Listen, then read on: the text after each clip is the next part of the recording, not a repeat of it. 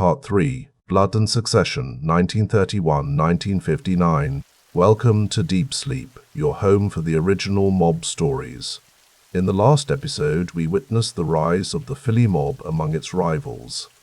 From now on, our primary focus will be on the family, since rule over the city is consolidated, well, let's say almost. In this episode, we will tell you the story of the Philadelphia crime family from 1931, when Sabella had to step down from the throne and was replaced by John Big Nose Avena, to 1959, when Angelo Bruno, known as the Gentle Don, took control of the family. This piece of time is a bit bloody, as a tradition in the history of the Philly mob, but the expansion is awesome. The success will eventually earn the family recognition as an independent entity by the National Crime Syndicate. Now pick your sweetest spot and enjoy the episode. Chapter 16, John Big Nose Avena, the numbers king of South Philadelphia. The spring of 1931 brought profound changes to Philadelphia's underworld landscape. With the violent upheaval that removed the previous leadership, control of the city's criminal enterprises passed to a man whose nickname would become synonymous with South Philadelphia's gambling operations for the next 5 years. John Avena, known throughout the neighborhood as Big Nose John, would guide the family through one of the most profitable and dangerous periods in its history. John Avena entered the world on April 7, 1893, in the town of Novara, in the Messina province of Sicily. Like so many before him, he grew up amid the ancient codes and traditions that governed life in that rugged Mediterranean island. The Sicily of Avena's youth was a place where family loyalty meant everything, where one's word carried the weight of law, and where the official government in distant Rome seemed almost irrelevant to daily life. The exact circumstances of Avena's journey to America remain somewhat obscure, as was common for immigrants of that era. What is known is that he arrived in Philadelphia during the great wave of Italian immigration that transformed the city's demographics in the early 20th century. He settled naturally in South Philadelphia, where the sound of Sicilian dialects filled the streets and where the customs of the old country remained vibrant and strong. The neighborhood that welcomed Avena was a world unto itself. South Philadelphia's Italian community had established a complete society with its own social clubs, mutual aid societies, churches, and informal systems of justice and commerce. For a young Sicilian immigrant, this environment offered both opportunity and familiar structures of authority and respect. By the time Avena assumed leadership in 1931, he had already established himself as a formidable presence in South Philadelphia's underworld. His reputation rested primarily on his control of the numbers gambling operations that had become central to the neighborhood's economy. The numbers game, sometimes called policy or the numbers racket, represented the most democratic form of gambling available to working-class communities. The game itself operated with elegant simplicity. Players would select a 3-digit number, placing bets as small as a penny with local runners who worked the streets, shops, and social clubs. Winners were determined by published figures, often drawn from stock market results or racetrack totals printed in the daily newspapers. The odds against winning were approximately 1,000 to 1, but successful bets typically paid out at rates of 600 to 1, with the difference representing the profit for those who controlled the game. For the impoverished residents of South Philadelphia, the numbers game offered a glimmer of hope, a chance to transform pennies into dollars. For John Avena and the organization he led, it represented a river of cash flowing steadily through the neighborhood. Every day, thousands of small bets accumulated into substantial sums. The beauty of the operation lay in its scale and regularity. Unlike other criminal enterprises that required violence or risk, the numbers game generated profits simply through the mathematics of probability and the persistent hope of desperate people. Avena's operations centered on 2 primary locations that became known throughout the district. At 11th and Christian Streets, high-stakes card games drew players from across the city. These games ran through the night, with substantial sums changing hands across felt-covered tables. The location served a dual purpose, functioning as both a profitable gambling venue and a gathering place where important conversations occurred and relationships were maintained. The second major location operated at 9th Street and Washington Avenue. This establishment catered to a broader clientele and served as a hub for the neighborhood's betting activity. Here, the various threads of Avena's gambling empire came together, with money collected from numerous runners throughout South Philadelphia being counted, recorded, and distributed. One of Avena's most significant strategic moves involved forging a strong alliance with the Jewish criminal organization known as the 69th Street Mob. This partnership demonstrated a sophistication that went beyond simple territorial control. While ethnic tensions and rivalries marked much of Philadelphia's criminal landscape, Avena recognized that cooperation could prove more profitable than conflict. The Jewish neighborhoods of Philadelphia represented substantial untapped markets for gambling operations. The 69th Street Mob, led by their own experienced operators, controlled access to these communities. Rather than attempting to force his way into these territories, Avena negotiated arrangements that allowed for shared operations and mutual profit. This alliance extended beyond mere business arrangements. It represented a recognition that Philadelphia's diverse ethnic neighborhoods each required understanding and connections that outsiders could not easily replicate.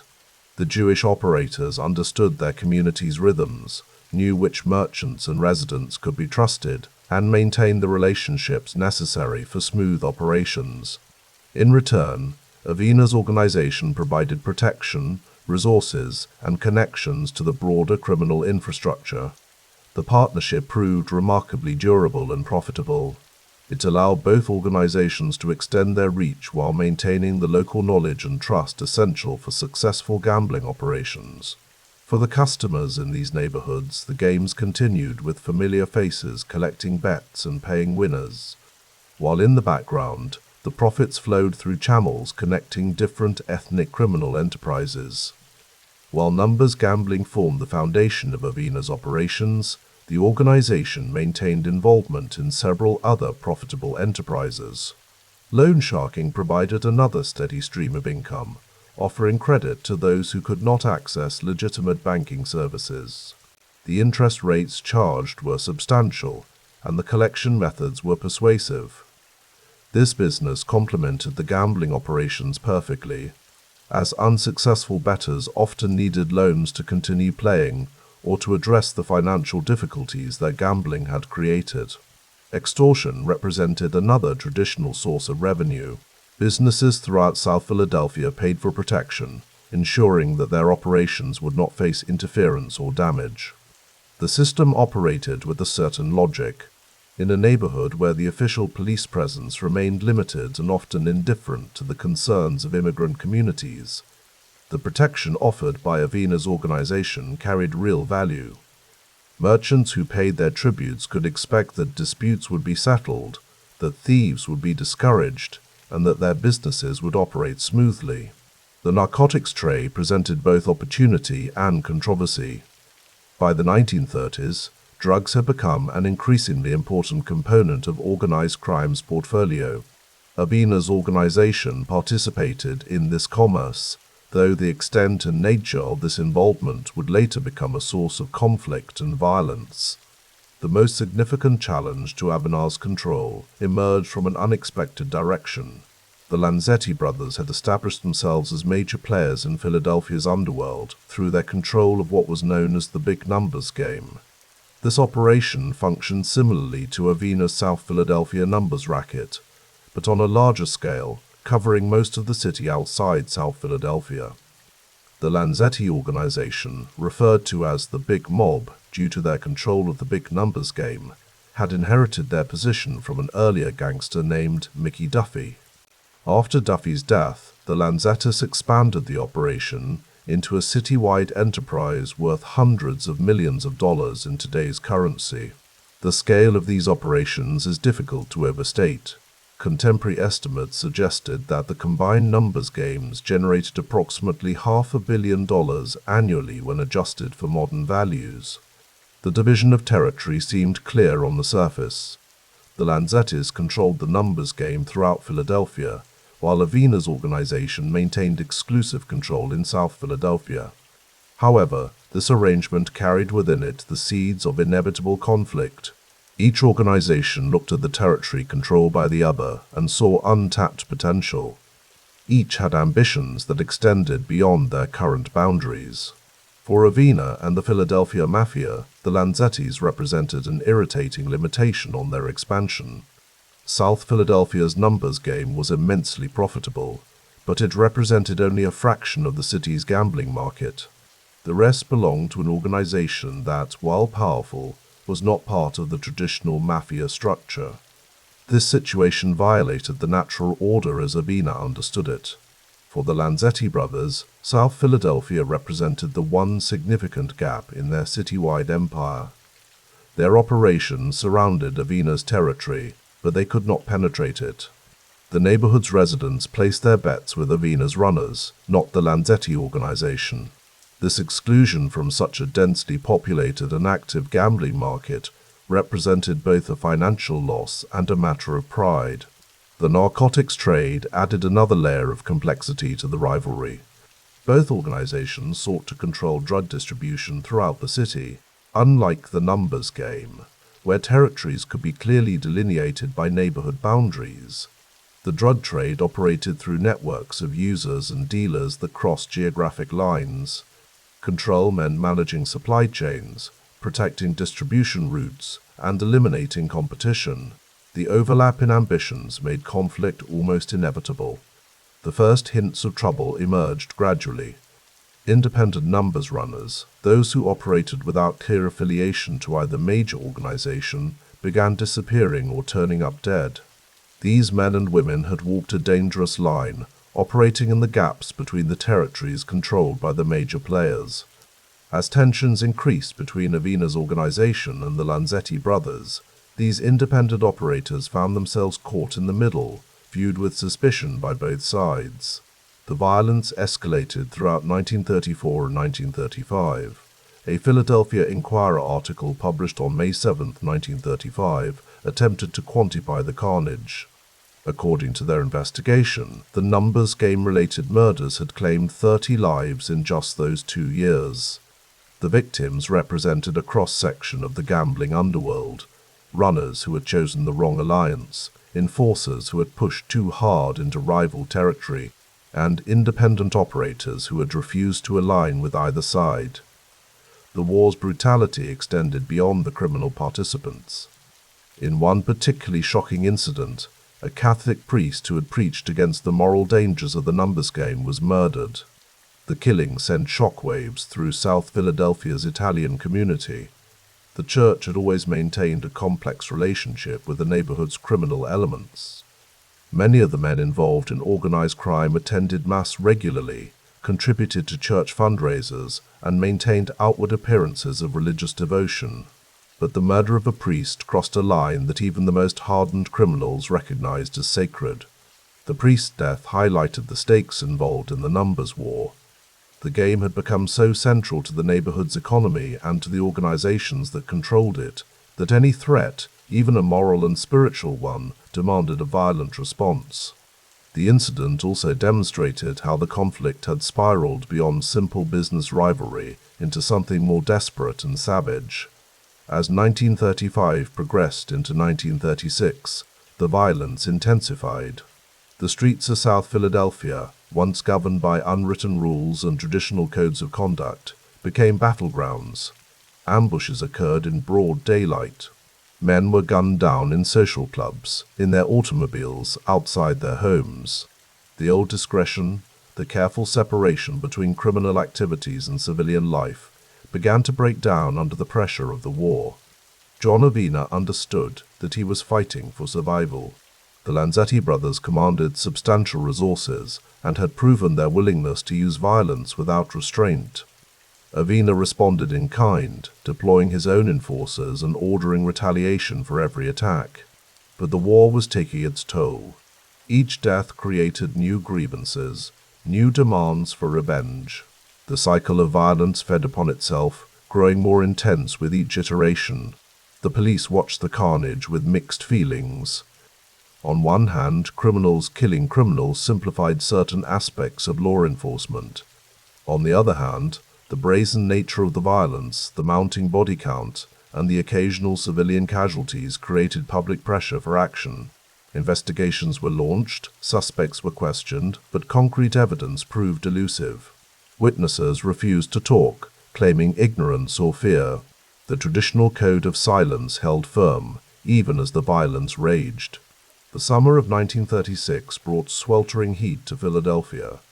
The humid air hung heavy over South Philadelphia's crowded streets, where residents sought relief on their front stoops and in the shade of awnings.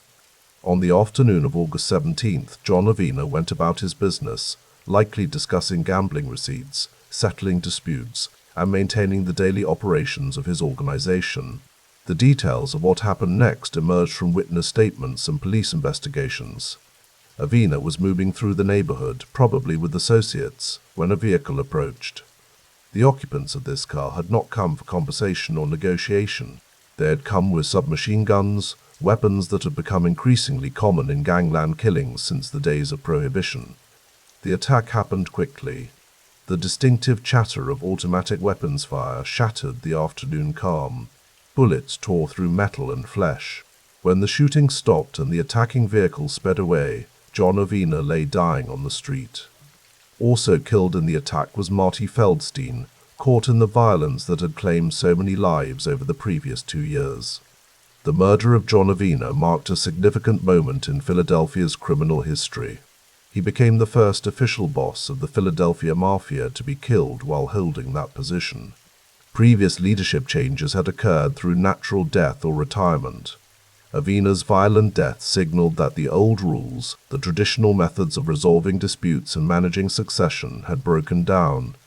Police investigators descended on the crime scene, collecting shell casings and interviewing witnesses. The investigation moved with unusual speed, aided by informants who saw an opportunity in the chaos following Avena's death. The subsequent inquest and witness testimony led authorities to identify 3 suspects. John Fosco, who also used the name John Martin, was named as one of the shooters. Peter Gallo, known as well by the alias Peter Wallace, was identified as the second gunman. John Amato, who worked as a chauffeur for Pius Lanzetti, was named as an accessory to the murder. The connections were clear to investigators. This had been an organized hit, planned and executed by the Lanzetti organization to eliminate their primary rival in the numbers war. The evidence presented a straightforward narrative. The long-running conflict between Avena's organization and the Lanzetti brothers had reached its inevitable conclusion. Unable to resolve their territorial and business disputes through negotiation, unwilling to accept a permanent division of the city's gambling market, the Lanzettis had chosen to eliminate their opponent entirely. However, the case against the named suspects would never reach trial. John Fosco and Peter Gallo disappeared immediately after the murder. Despite extensive police efforts to locate them, they were never found. The most likely explanation, based on the patterns of underworld justice, is that the Lanzetti brothers eliminated the shooters to prevent them from becoming witnesses or weak links in their organization. Dead men cannot testify, cannot be pressured by police, cannot make deals with prosecutors. The disappearance of Fosco and Gallo added their names to the long list of casualties in the numbers war. Their fate, while never officially confirmed, demonstrates the ruthless logic that governed the conflict. Every participant, from the highest boss to the lowest triggerman, existed as both a valuable asset and a potential liability. When the balance shifted, when someone became more dangerous than useful, their elimination followed as a matter of course. John Avena's death created an immediate power vacuum. The organization he had led for 5 years needed new leadership. The numbers game continued to generate enormous profits. The various enterprises under the family's control required direction and protection. The ongoing war with the Lanzetti brothers demanded coordinated response and strategy. Into this uncertain situation stepped Joe Bruno, who assumed control of the family following Avena's murder. Bruno inherited an organization that was both powerful and embattled, wealthy and under siege. The numbers war continued, though the Lanzettis had struck a significant blow by eliminating their primary rival. How Bruno would respond to these challenges, how he would navigate the dangerous waters of Philadelphia's criminal underworld, would determine both his fate and the family's future. The murder of John Avena on that hot August afternoon marked the end of one chapter in the Philadelphia Mafia's history. But it also demonstrated certain enduring realities about organized crime in the city. Violence remained the ultimate arbiter of disputes. Traditional codes of honor and behavior could be abandoned when sufficient money was at stake, and leadership in the underworld, for all its privileges and power, carried with it a constant risk of sudden, violent death. As the sun set on August 17, 1936, South Philadelphia mourned its boss while simultaneously calculating the implications of his death. Alliances would need to be reconsidered. Debts and grievances would need to be settled or postponed. The careful balance of power that had governed the neighborhood's criminal enterprises would need to be re-established. And through it all, the numbers game would continue, with thousands of residents placing their small bets, hoping for a win that would change their lives, while the profits flowed upward to those who had survived another day in Philadelphia's violent underworld. Chapter 17. The Joe Bruno Era, 1936-1946. Giuseppe Dovi, known throughout the city simply as Joe Bruno, had been born in the coastal city of Messina, Sicily, in 1889. The same earthquakes and economic hardships that had driven thousands of Sicilians across the Atlantic had shaped his early years, though he would arrive in America still young enough to adapt, to learn, to observe. Joe Bruno built his reputation not through violence or spectacle, but through patience. While others in the organization sought attention and influence through grand gestures, Bruno understood that true power resided in the shadows. He had risen through the ranks under Salvatore Sabella's leadership, distinguishing himself as a capo who generated steady income without drawing unwanted scrutiny. His operations focused on the reliable revenue streams that had sustained organized crime families for generations, the numbers rackets that offered working people a dream of wealth, card games that ran nightly in social clubs and back rooms, and loan sharking that provided capital when legitimate banks would not. But Bruno's real influence extended into the legitimate economy. The docks of Philadelphia, where cargo from around the world passed through daily, required labor. The labor unions that represented those dock workers needed leadership. Bruno positioned himself as a quiet facilitator, a man who could resolve disputes, ensure work continued, and maintain order. It was an arrangement that benefited all parties, or at least appeared to, and it generated income without the risks inherent in more visible criminal enterprises. The formal transfer of leadership in August 1936 came at a moment of chaos for the old guard. Ignatius Lanzetti, one of the brothers who had challenged the Sabella organization's monopoly on bootlegging during Prohibition, found himself convicted under New Jersey's recently enacted gangster law. These statutes, passed in response to public outcry over organized crime, made it illegal simply to be known as a gangster or to associate with known criminals. The law's constitutionality would later be questioned, but in 1936 it served its purpose. Ignatius entered prison, his influence dramatically curtailed. The Lanzetti family, which had operated primarily from South Philadelphia and neighboring New Jersey, had never fully reconciled with the main organization. The brothers, Ignatius, Pius, Willie, Lucian, and Tio, had built their own network during the lucrative years of alcohol prohibition. They controlled speakeasies, imported liquor from Canada, and established themselves as independent operators. This independence had been tolerated during the 1920s when there was enough money for everyone. But by the mid-1930s, with Prohibition repealed and the economic landscape transformed, old tensions resurfaced. Narcotics and the numbers game were the main causes of the tension. Joe Bruno inherited this conflict. His approach differed sharply from his predecessors. Rather than seeking immediate confrontation, he focused on consolidating his own position, strengthening relationships with cooperative elements, and allowing time to work in his favor. The final resolution of the Lanzetti problem unfolded during Bruno's first years of leadership, though the violence occurred in a pattern that maintained his preference for distance from public spectacle. On New Year's Eve 1936, just months after Bruno's formal ascension, Pius Lanzetti entered a luncheonette at 726 South 8th Street in South Philadelphia. The neighborhood was familiar territory, a place where he had operated for years, where he knew the shopkeepers and residents. It was early afternoon, a time when the streets were busy with people preparing for evening celebrations. The gunmen who entered behind him were efficient and prepared. Pius died there, in that modest luncheonette, his killing a message delivered on the last day of the year. The murder investigation followed the familiar pattern. Witnesses were present but remembered nothing useful. The killers disappeared into the urban landscape. No arrests were made. The message, however, was received clearly by those it was intended for. Willie Lanzetti's fate came later, in the summer of 1939. His disappearance on July 31st sparked immediate concern among his family. Days passed before his body was discovered.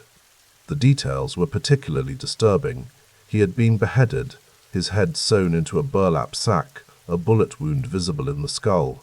It was a killing meant to inspire fear, to demonstrate the price of continued resistance. Yet even this brutal act served a larger strategic purpose. With Ignatius still in prison, Pius dead, and Willie murdered, the remaining Lanzetti brothers faced a stark reality.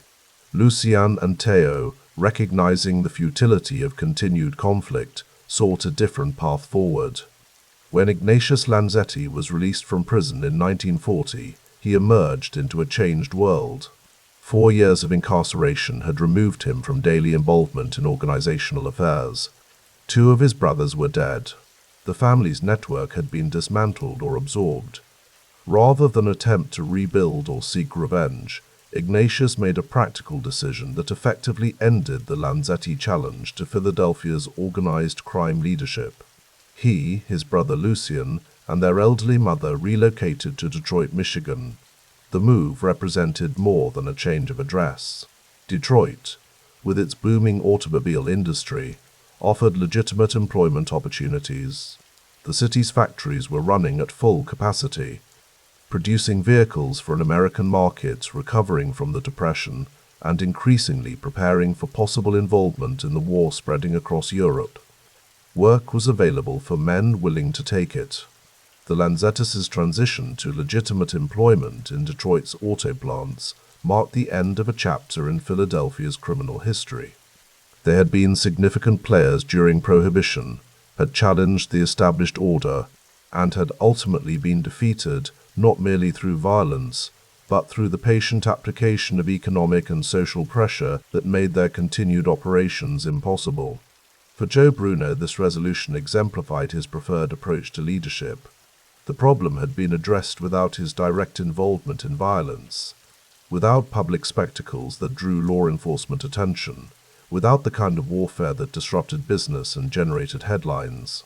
The outcome served the organization's interests, while allowing him to maintain the low profile that defined his tenure. Bruno's base of operations reflected his personal philosophy. Rather than maintaining a visible presence in South Philadelphia's social clubs or conducting business from well-known meeting places, he operated from his residence in Bristol, Pennsylvania, a quieter community along the Delaware River. Later, he would relocate to New Brunswick, New Jersey, further distancing himself from Philadelphia's streets while remaining close enough to maintain control. This geographical separation served multiple purposes. It kept him away from the daily visibility that invited surveillance and investigation. It allowed him to present himself as a legitimate businessman in communities where he was less well known. It created a buffer between his personal life and the operations he directed, making it more difficult for law enforcement to establish direct connections between the quiet family man in Bristol and the criminal organization in Philadelphia. Bruno's management style emphasized structure and discipline. He respected the traditional hierarchy, the boss at the top, supported by an underboss in the consigliere who provided counsel. with capos commanding their own crews of soldiers who carried out the daily work. Each level had its responsibilities and its share of the proceeds. Information flowed upward, decisions flowed downward, and the system functioned with the efficiency of any well-run business. The operations themselves reflected changing economic realities. With prohibition ended, the enormous profits from bootlegging had disappeared. Smart operators adapted. The numbers, racket, illegal gambling on daily lottery results, provided steady income from thousands of small bets placed by working people across the city. Card games and dice games ran in protected locations. Loan sharking offered financing to those whom banks rejected, at interest rates that reflected the risk and the absence of legal recourse for non-payment. Labor racketeering represented perhaps the most sophisticated element of Bruno's operations. Philadelphia's economy depended on its port, its factories, its construction industry. All of these required organized labor. The unions that represented workers needed leadership, needed the ability to negotiate effectively with employers, needed to maintain discipline among their members. Bruno's associates could provide these services for a price. The line between legitimate union activity and criminal exploitation was often blurry, deliberately so. America's entry into World War II in December 1941 transformed the nation's economy and society. Philadelphia's port became crucial to the war effort, handling cargo bound for Europe, supplies for troops, materials for military production. The factories that had struggled during the Depression now ran multiple shifts, producing everything from uniforms to ammunition to vehicles. Labor was in high demand, wages rose, and the general prosperity reduced some of the desperation that drove people to illegal gambling and other risky activities. Yet the war also created new opportunities. Rationing of gasoline, tires, meat, sugar, and other commodities led to black markets where these goods could be obtained at premium prices. Government contracts were valuable, and sometimes could be influenced by those with the right connections. The general chaos of wartime mobilization created gaps in oversight and enforcement that clever operators could exploit. Bruno navigated this period with his characteristic caution. The federal government's increased presence and authority during wartime made certain activities more risky. The patriotic fervor that swept the nation made it particularly dangerous to be seen as profiting from the war effort through illegal means. Yet the opportunities were there for those careful enough to pursue them discreetly. The organization maintained its core operations while adapting to wartime realities. The numbers racket continued, perhaps even expanded as workers with higher wages had more money to bet. Card games ran in the same social clubs. Loan sharking addressed new needs as people sought capital to take advantage of wartime economic opportunities. And the influence over labor unions became even more valuable as the government sought to prevent strikes that might disrupt war production. Throughout this period, Bruno remained in the background, directing operations but avoiding the spotlight. Law enforcement attention focused on more visible figures, on criminals whose activities clearly violated wartime regulations, on black market operations that were easier to detect and prosecute. Bruno's long-established operations, conducted quietly by trusted associates, generated less attention and fewer investigations. Within the organization's leadership, Bruno was aware of shifting demographics and tensions. The Philadelphia family had historically been dominated by Sicilian immigrants and their descendants. Sicily's long history of organized crime, its cultural codes of honor and silence, its traditional hierarchies had shaped the organization's structure and operations. But Italian immigration to Philadelphia had not been exclusively Sicilian.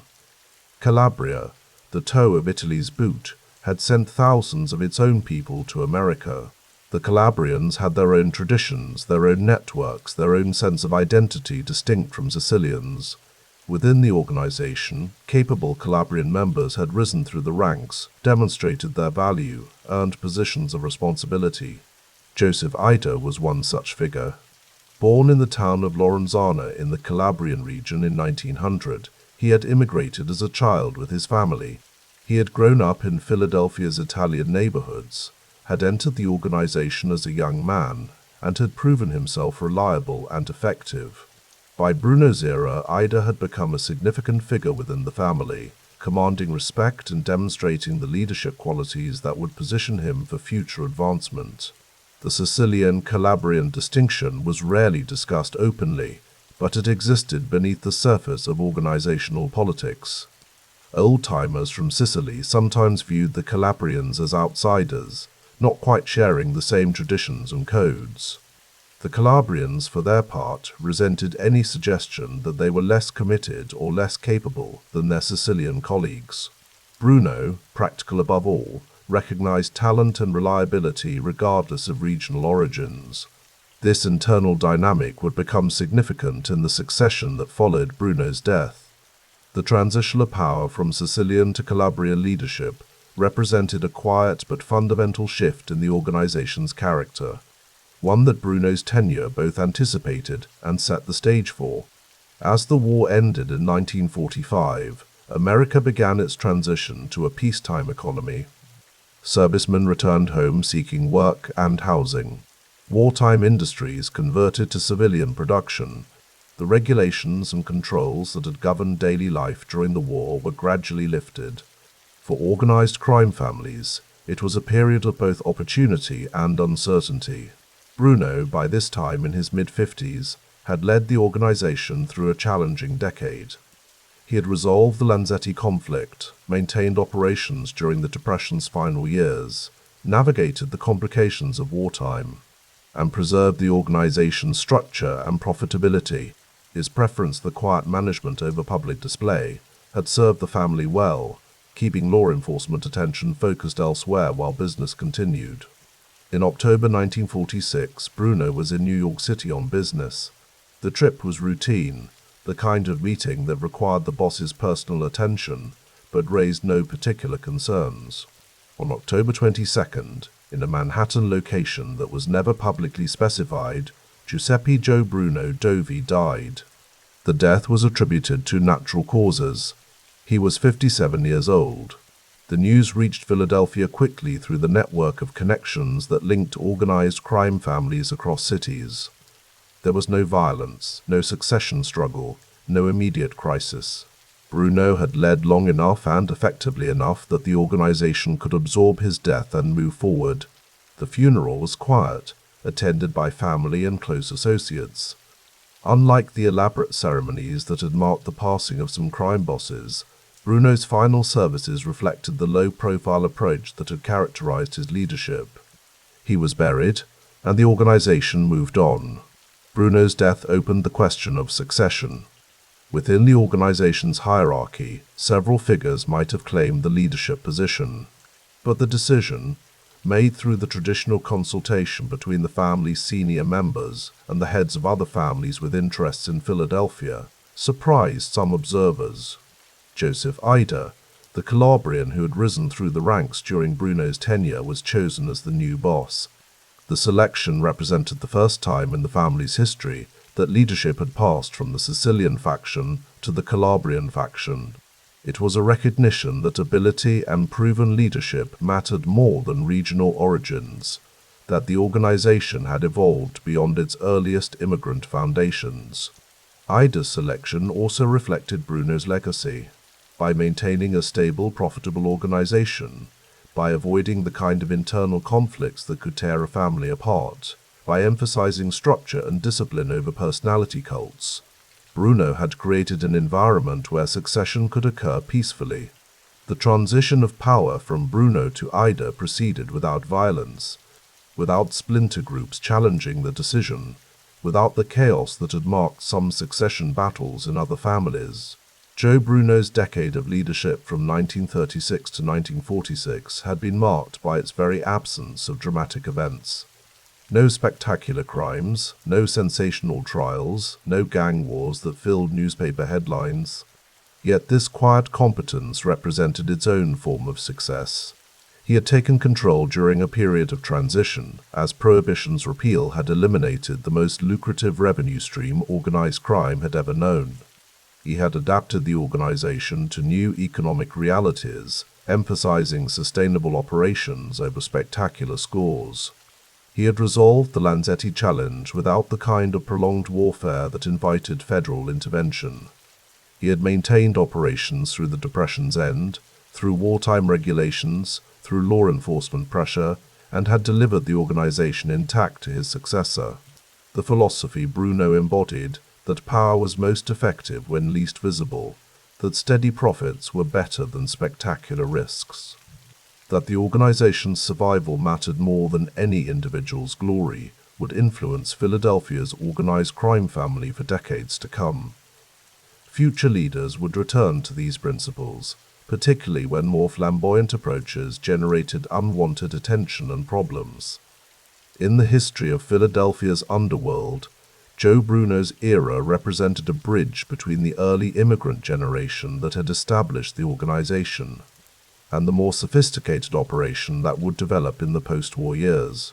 His preference for quiet competence over public display, his focus on sustainable business rather than spectacular crimes, his ability to navigate both legitimate and criminal worlds, while maintaining separation between them, all demonstrated a maturity in organized crime operations that reflected the organization's evolution. As 1946 ended and 1947 began, the organization faced a changing America. The war was over, prosperity was returning, new opportunities and new challenges were emerging. Under Joseph Ida's leadership, the Philadelphia family would continue to evolve, adapting to new circumstances while maintaining the core principles that had sustained it through decades of change. But the foundation for that adaptation had been laid during Joe Bruno's quiet decade of leadership, when the organization learned that sometimes the most effective power was the power that remained unseen, and the most successful criminals were those who attracted the least attention. The lights in Philadelphia's social clubs continued to burn. The numbers runners made their daily rounds. The card games continued in back rooms. The dock workers reported for their shifts. And the organization that connected all these threads remained active, profitable, and remarkably durable, a testament to the management principles established during the Bruno era. In the deep quiet of history, Joe Bruno's legacy endures not through spectacular crimes or dramatic confrontations, but through the simple fact that he kept the organization alive and functioning through difficult years, passing it intact to the next generation. Sometimes, in both legitimate business and its shadow counterpart, survival itself is the greatest achievement. Chapter 18, Joseph Ida and the Years of Transition, 1946-1958. The morning light filtered through the windows of a modest home in Highland Park, New Jersey, revealing a man who had traveled far from his birthplace in Fiumara, Calabria. Joseph Ida, born in 1890, had arrived on American shores in 1919, part of that great wave of Italian immigration that would reshape the urban landscape of the northeastern United States. Now, in October of 1946, at 56 years of age, he found himself at the head of an organization that stretched from the Delaware River to the Atlantic Ocean. Ida's ascension to boss marked a significant departure from tradition. He was not Sicilian. In the structured world of La Cosa Nostra, where bloodlines and regional origins carried tremendous weight, this represented a fundamental shift in the Philadelphia family's character. The Calabrian had earned his position through decades of loyalty and service, most notably through his unwavering support of Salvatore Dovi during the latter's years of leadership. When Dovi passed away, the family turned to Ida not because of his birthplace, but because of his demonstrated commitment to the organization's interests. The new boss understood his position required careful navigation. Highland Park, New Jersey, where he made his home, sat considerably closer to New York City than to Philadelphia. This geographic reality influenced his approach to leadership.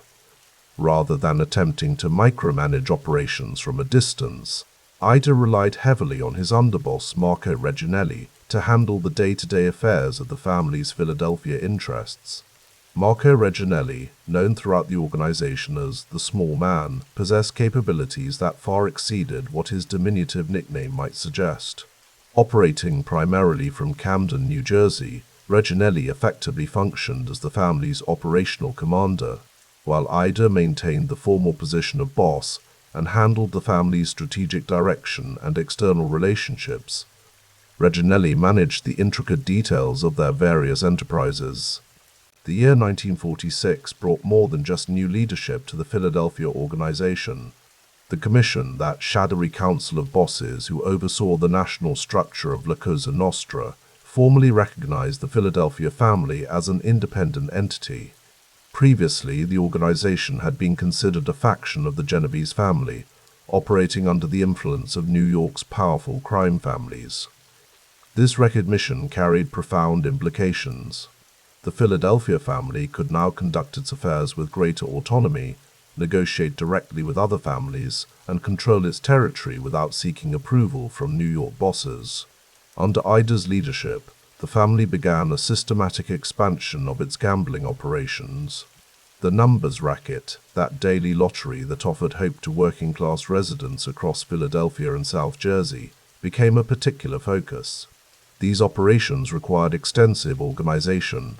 Runners collected bets from bars, barbershops, and corner stores throughout the territory. Controllers managed the runners and ensured proper accounting.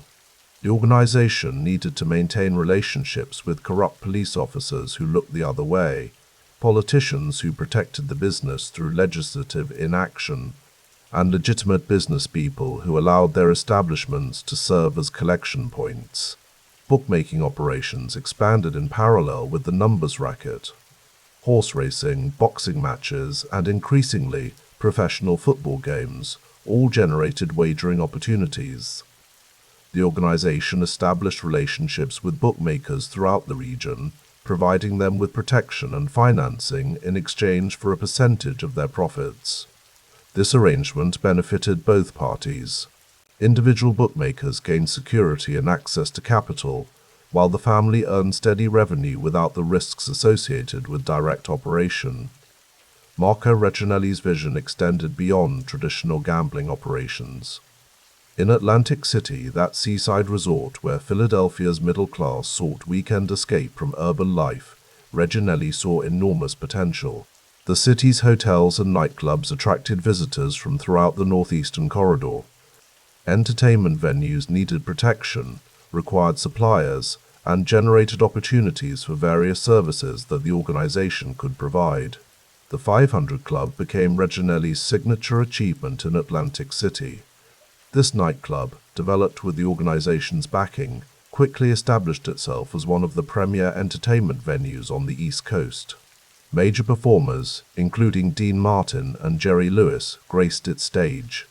The club's success served multiple purposes for the organization. It generated immediate revenue through its operations. It provided a venue for laundering money from less legitimate enterprises. Perhaps most importantly, it created social connections that proved invaluable for the family's long-term interests. Politicians, judges, law enforcement officials, and business leaders all frequented the 500 Club. In that environment, over drinks and entertainment, relationships formed that transcended the legal boundaries between legitimate society and organized crime. A prosecutor who enjoyed an evening at the club might find himself less enthusiastic about pursuing certain investigations. A politician who benefited from the organization's ability to deliver votes in South Jersey might prove amenable to supporting legislation favorable to the family's interests. The Atlantic City Pipeline, as it became known within the organization, ran through Reginelli's relationship with Paul Skinny D'Amato, a nightclub operator who understood the symbiotic relationship between entertainment and organized crime. D'Amato's connections in the entertainment industry brought top-tier performers to Atlantic City, while the organization's resources ensured those performers were well compensated and protected during their appearances. During this period, the family also recognized opportunities in seemingly mundane businesses. Vending machines and jukeboxes began appearing throughout the territory. These machines, placed in bars, restaurants, diners, and other establishments, generated legal revenue streams. The business model was straightforward. The organization owned the machines and maintained them. Establishment owners received a percentage of the revenue generated on their premises. In exchange, they provided the space and electricity necessary to operate the equipment. The vending machine business served purposes beyond its immediate profitability. It provided legitimate employment for organization members who might otherwise attract law enforcement attention. It created cover for money laundering, as cash businesses offered opportunities to intermingle illegal proceeds with legal revenue. The routes required to service these machines also provided the organization with reasons for its members to maintain a presence throughout the territory, facilitating supervision of other operations. Placement of these machines required cooperation from establishment owners. In most cases, that cooperation came willingly. The organization offered competitive terms, ensured regular service, and provided machines stocked with popular music or quality products. When cooperation proved less forthcoming, the organization possessed various means of persuasion. A bar that refused to accept organization, supplied machines, might find itself unable to obtain other necessary services. Labor problems might develop. Competition might intensify.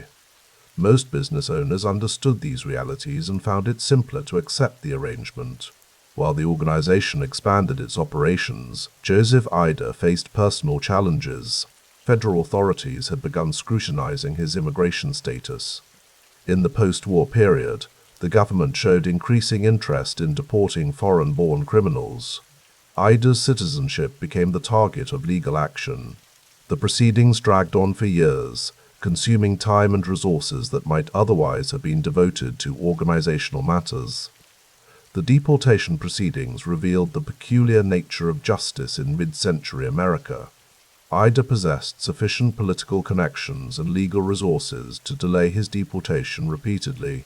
Appeals moved through the court system. Evidence was challenged. Witnesses proved difficult to locate or suddenly remembered events differently. The process illustrated how organized crime's penetration of legitimate society provided protection against legal consequences. In March of 1951, a new challenge emerged from an unexpected source. Senator Esther Skefover of Tennessee had convinced his colleagues in the United States Senate to establish a special committee to investigate crime in interstate commerce. The committee, armed with subpoena power and assisted by the relatively new medium of television, began traveling the country, holding hearings into organized crime activities. When the Skefover Committee came to Philadelphia, it exposed realities that many residents preferred to ignore. Investigators testified about a sophisticated numbers operation that generated enormous revenue. They alleged that corrupt police officers collected approximately $152,000 per month in protection payments from gambling operations. To put that figure in perspective, it represented approximately $2 million in contemporary currency. This money ensured that raids occurred only when necessary for appearance's sake, that investigations led nowhere, and that prosecutions failed due to lack of evidence or witness cooperation. The district attorney addressed the committee, acknowledging allegations of police corruption and protection payments. A grand jury investigated the claims. Witnesses appeared. Documents were examined. Yet despite the public nature of the hearings and the apparent weight of evidence, no indictments resulted. The grand jury concluded its work, and the officers allegedly involved in accepting payments continued their duties. This outcome demonstrated the organization's deep roots in the city's power structure. Evidence that would seem overwhelming to outside observers somehow proved insufficient to local prosecutors and juries who understood the political realities of Philadelphia. The Skefover hearings, broadcast on television into living rooms across America, had lasting implications despite the lack of immediate prosecutions. The public now possessed irrefutable evidence that organized crime operated as a national enterprise, that corruption extended throughout law enforcement agencies, and that vast sums of money flowed from illegal activities. The hearings created political pressure for action against organized crime, pressure that would intensify throughout the decade.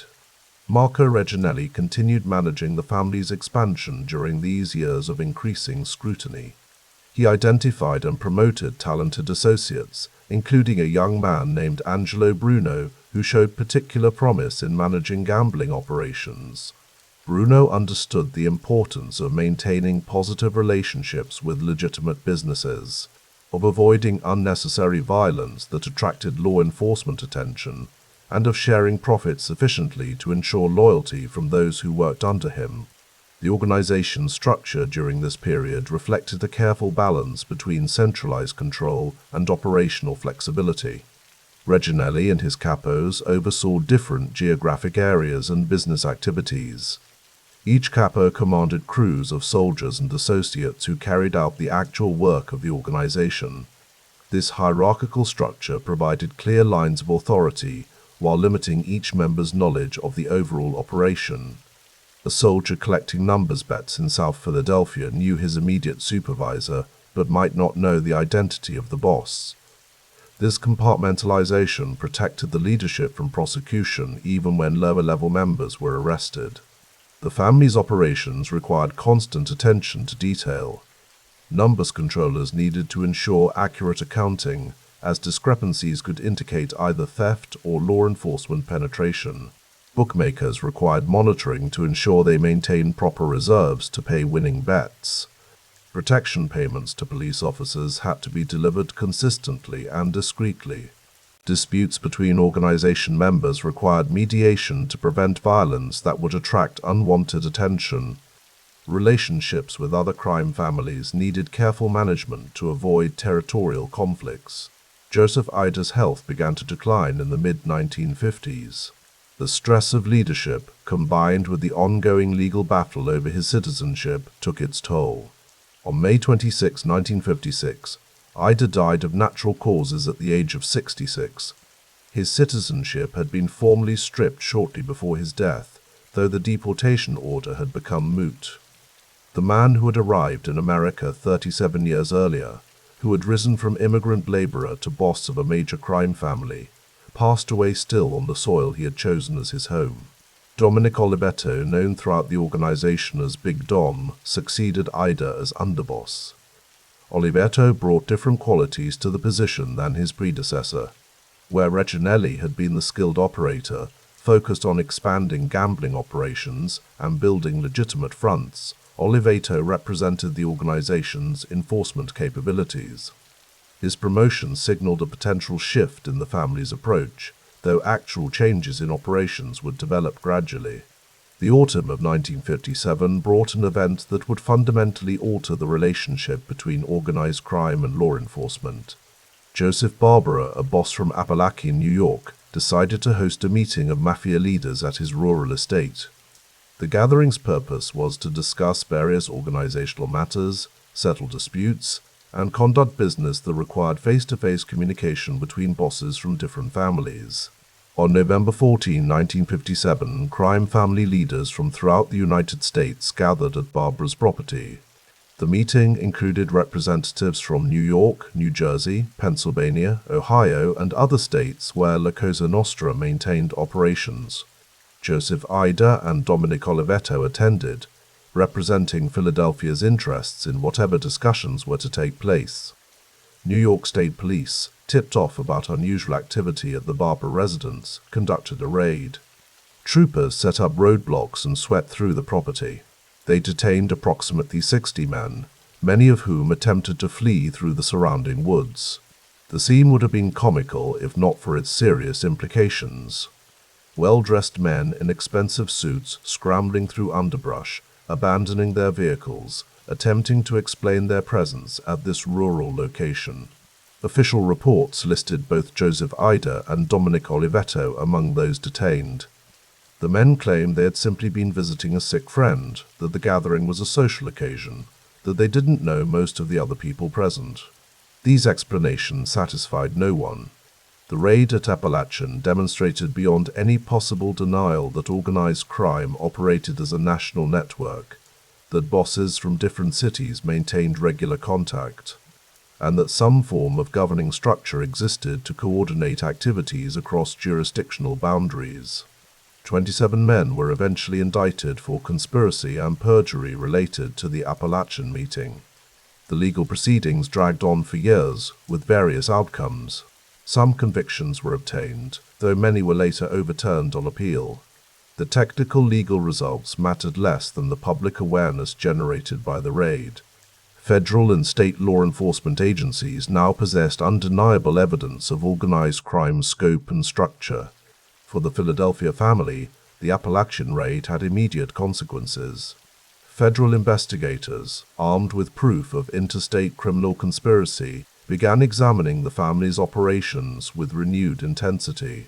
The IRS scrutinized tax returns of known organization members, looking for evidence of unreported income. The FBI expanded its surveillance activities.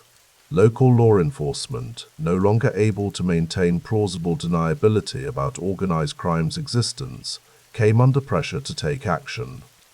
The years of Joseph Ida's leadership, from 1946 to 1956, had seen the Philadelphia family achieve formal recognition as an independent organization, expand its gambling operations throughout the region, develop sophisticated legitimate fronts in Atlantic City and beyond, and establish itself as a significant power in the national structure of La Cosa Nostra.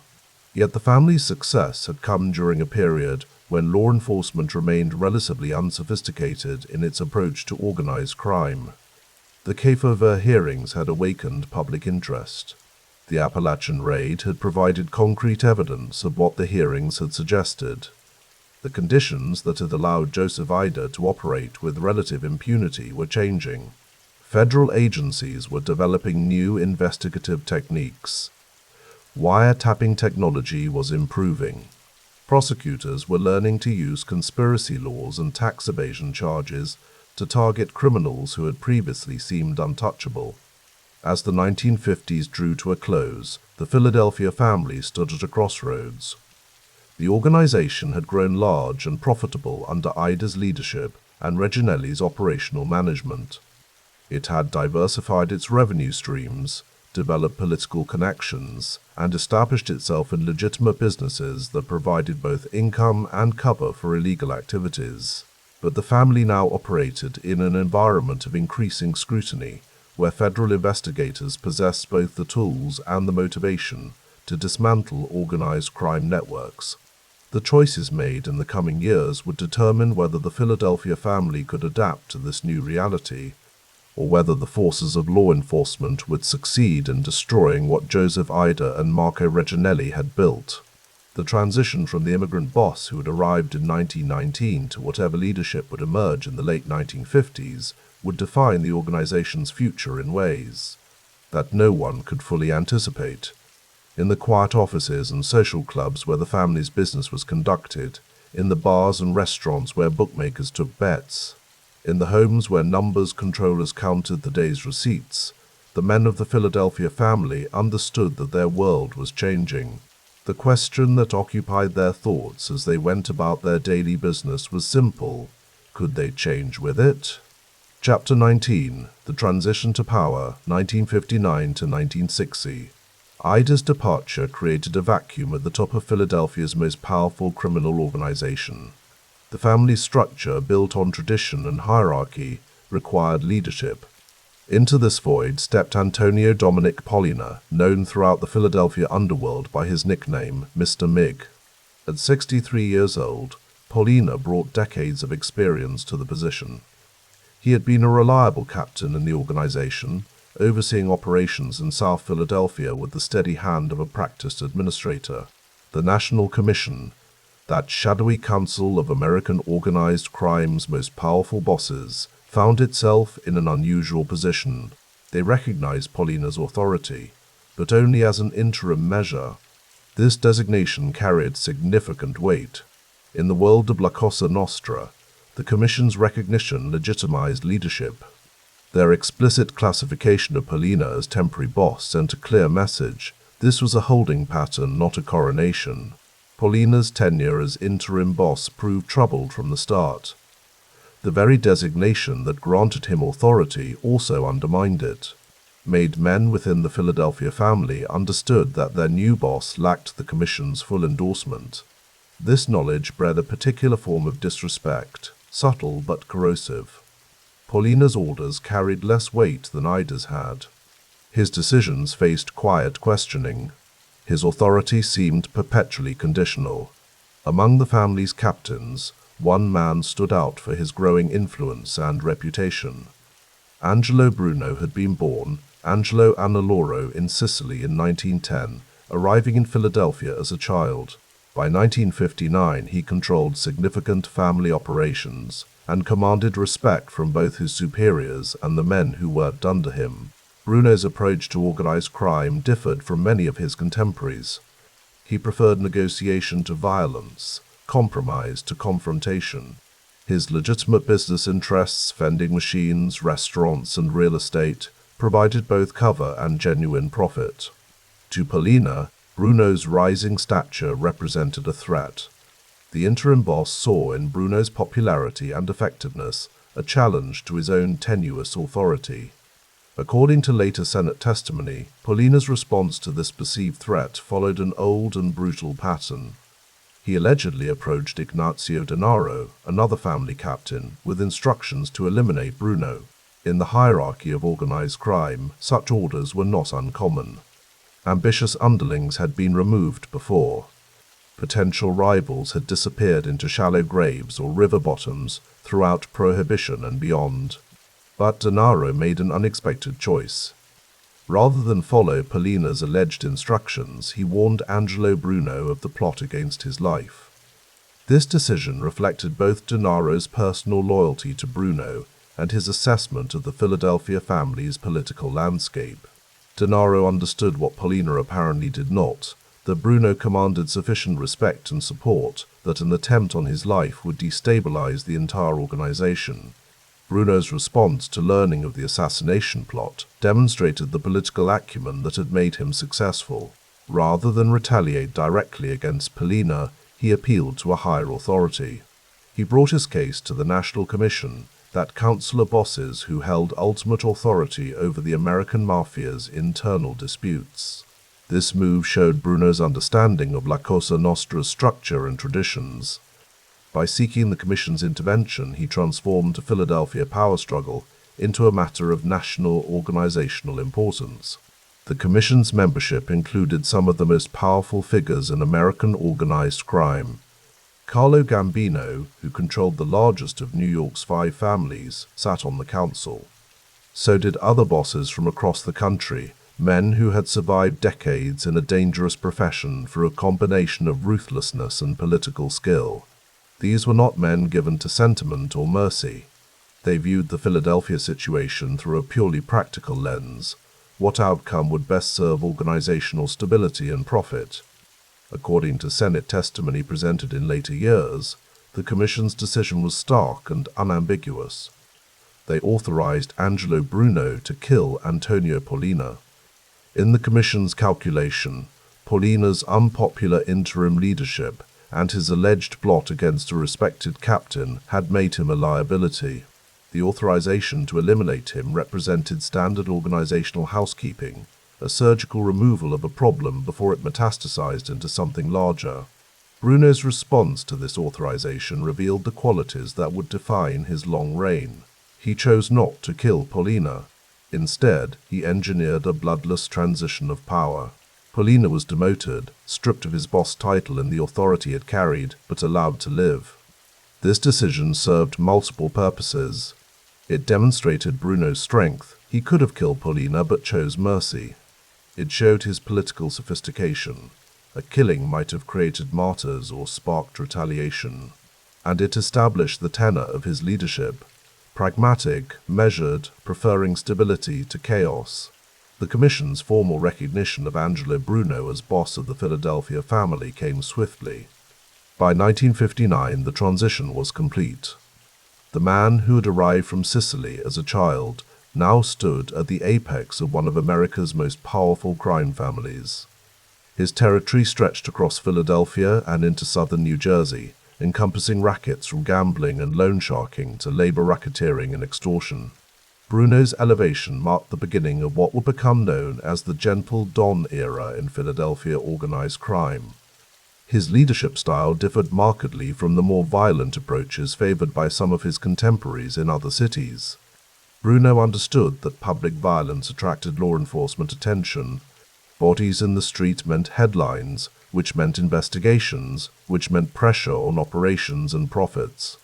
He preferred the quiet accumulation of wealth through steady, sustainable criminal enterprise.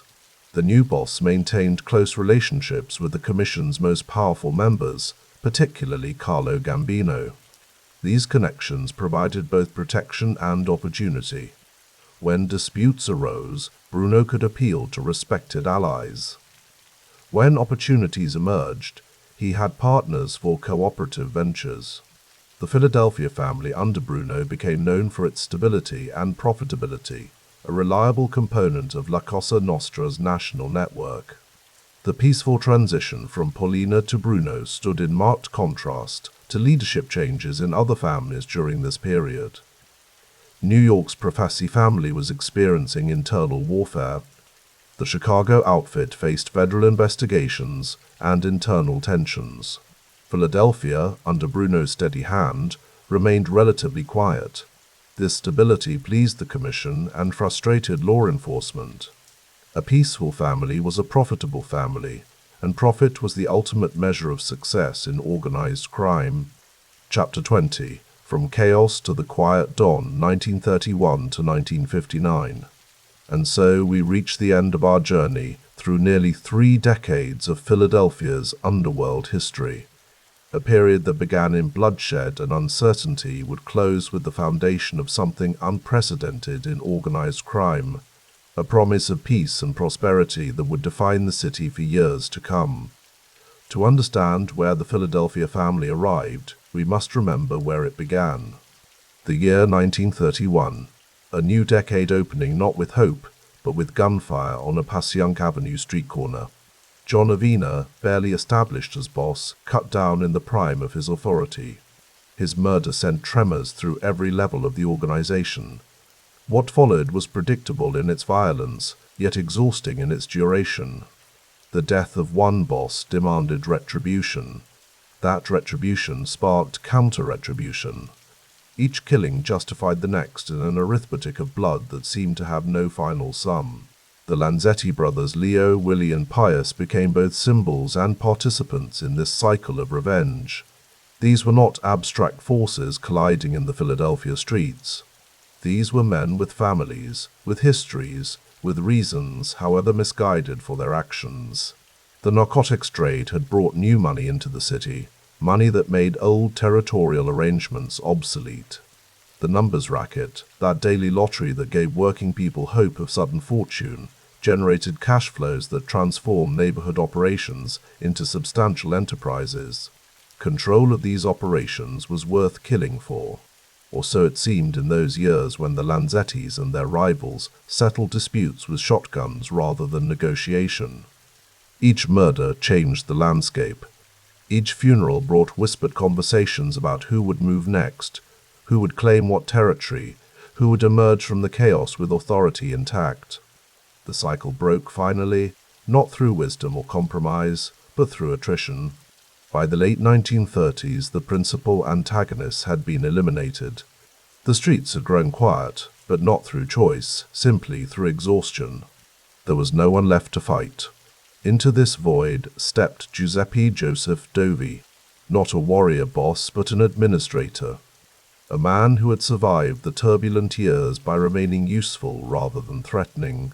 When he assumed leadership around 1939, Dovi brought with him a simple proposition: stability could be more profitable than violence.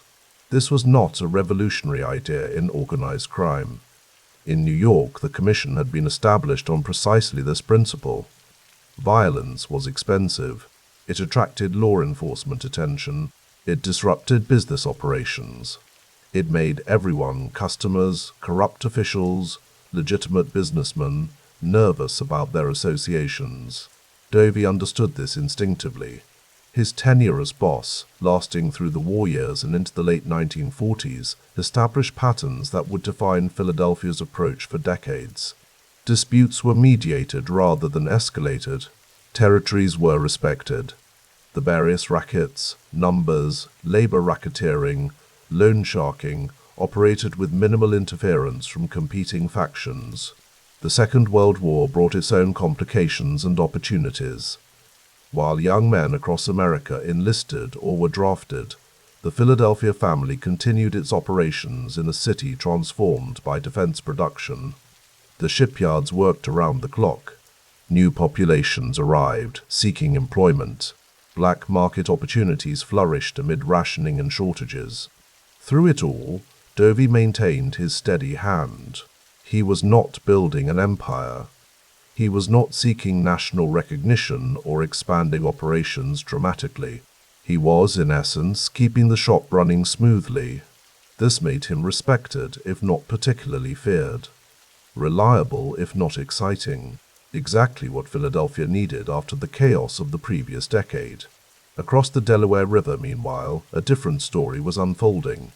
Southern New Jersey, Camden, Trenton, the shore communities, had long been territory of interest to Philadelphia operations. But it took a particular kind of vision to see how thoroughly these areas could be integrated into a larger organization.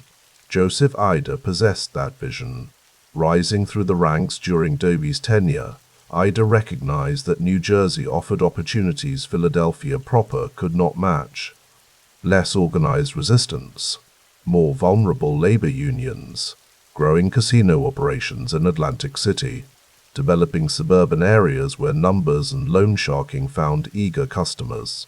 But Ida understood something else crucial. He could not simply claim New Jersey through force. The state fell under the nominal control of various families, with the Lucchese family in New York holding particular interest. Any expansion required political finesse, not just organizational muscle. This is where Marco Reginelli entered the narrative. An elder statesman of sorts, Reginelli had connections throughout the commission families. He understood the etiquette of territorial negotiations.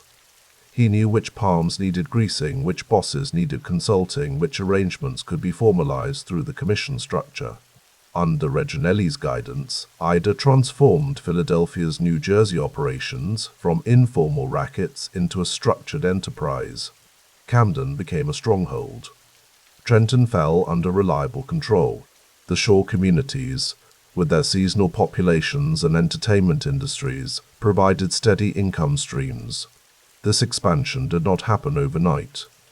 It required patience, diplomacy, and the careful cultivation of relationships with New York families who might otherwise object to Philadelphia's growing influence. But by the time Giuseppe Dovey stepped aside in the late 1940s, New Jersey had become integral to the family's operations. When Joseph Ida assumed the position of boss, he brought this New Jersey expertise with him. His tenure would prove brief but significant. Not because of what Ida built, he largely maintained Dovey's stable approach, but because of how his reign ended. November 14, 1957, a small town in upstate New York called Appalachian. A gathering at the estate of Joseph Barbara, meant to be a quiet meeting of commission members and associated bosses.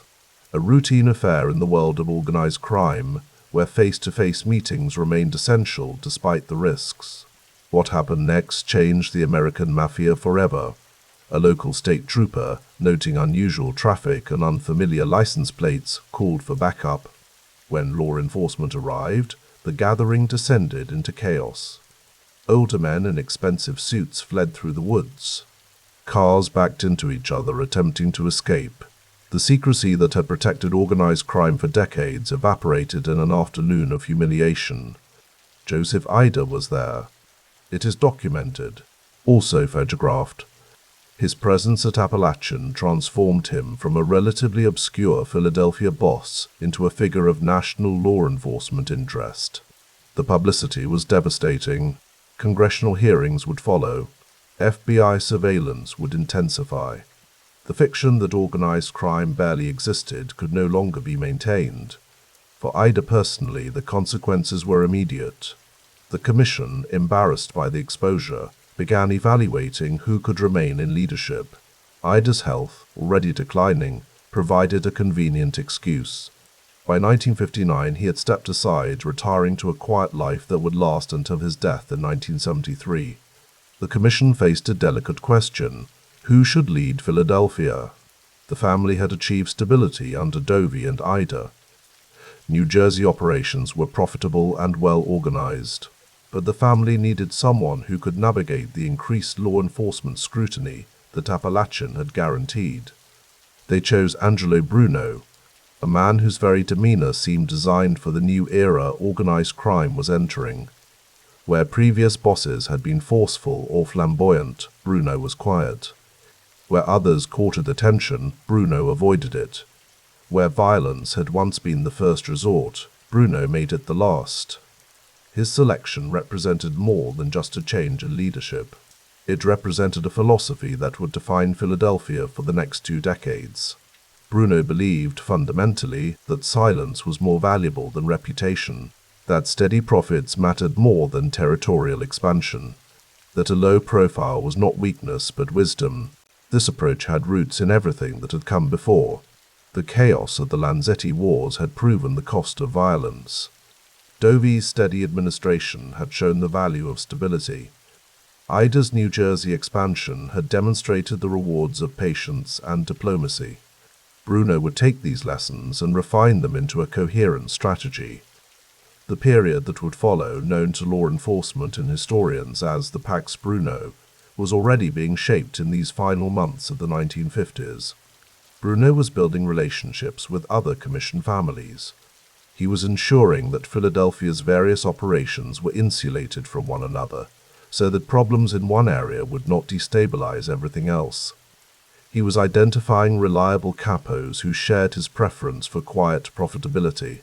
Looking back across these 3 decades, from 1931 to 1959, we see not just the history of one crime family, but a microcosm of American organized crime's evolution.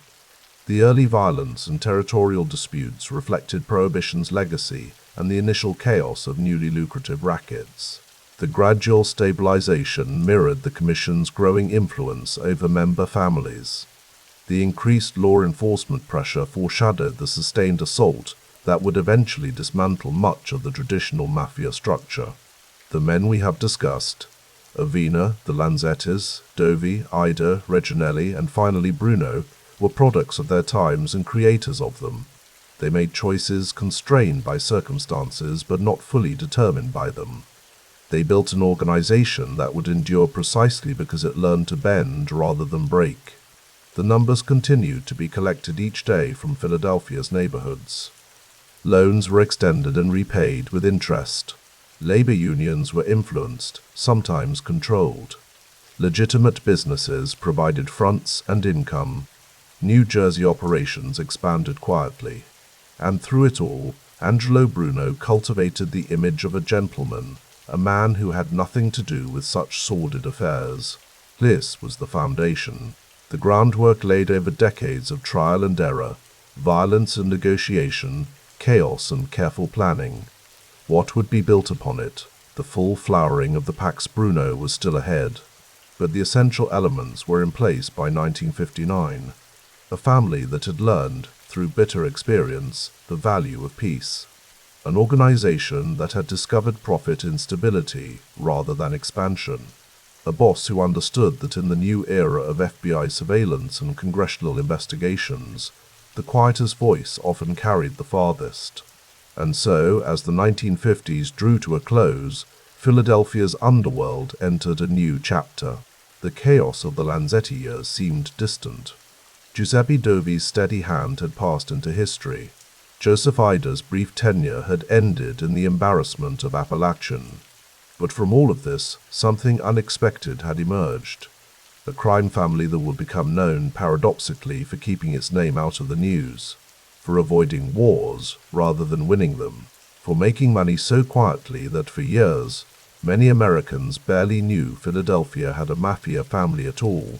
This was Angelo Bruno's inheritance and his choice. The groundwork was laid, the lessons learned, the path forward, though uncertain, was at least clear.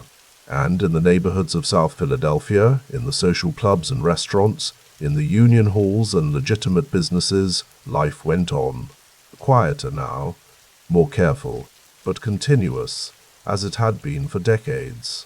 The story of those quiet years, the Pax Bruno itself, would be another chapter entirely. But it could not have existed without everything that came before. Without the violence that taught the cost of instability, without the steady administration that proved alternatives existed, without the national exposure that forced a reckoning with publicity. From 1931 to 1959, from Avena to Bruno, from chaos to calculated calm, this was how Philadelphia found its path through the darkness of organized crime. Not through greater violence, but through its deliberate absence. Not through expansion, but through consolidation. Not through reputation, but through its careful management. The Deep Sleep documentary journey through these years ends here, but the story, of course, continued. In the quiet rooms where decisions were made, in the streets where those decisions had their effects, in the lives touched for better and worse by the organization that had learned to survive by learning to be quiet. And perhaps that is the most fitting end for this chapter of Philadelphia's story. Not with gunfire or drama, but with the sound of silence. The silence that Angelo Bruno made into his greatest weapon, the silence that would define an era. The silence of the gentle Don,